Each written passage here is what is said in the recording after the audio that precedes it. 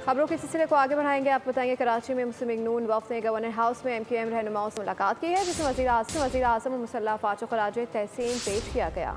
मुलाकात के बाद मीडिया से गुफ्तगू करते हुए राना सनाउल्लाह ने कहा कि पाकिस्तान को एटमी क़ुव्वत बनवाने में नवाज शरीफ का अहम किरदार है। गवर्नर सिंध ने कहा कि वफाकी वज़ीर ख़जाना ने IMF के सामने पाकिस्तान का मुकदमा लड़ा।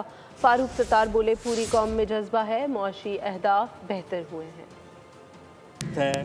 कि इकनॉमिक टीम की, हुकूमत की, वज़ीर-ए-आज़म की सरबराही में मेहनत से जो है वो इकनॉमिक रिवाइवल हुआ है और अब इंशाअल्लाह ताला जो बजट आने वाला है उसमें आम आदमी के लिए खुशखबरी भी होगी। वफाकी वज़ीर ख़जाना और उनकी टीम ने भरपूर पाकिस्तान का केस पेश किया और पहला झटका ही उनको ये मिला कि उस दौरान हमारा जो केस की रिन्यूअल थी वो अल्हम्दुलिल्लाह हो गई। पूरी कौम में एक जज्बा है, एक वलवला है, मायूसी से वो निकल आए हैं, माशी अहदाफ भी हमारे बेहतर हुए हैं, स्टेबिलिटी आई है।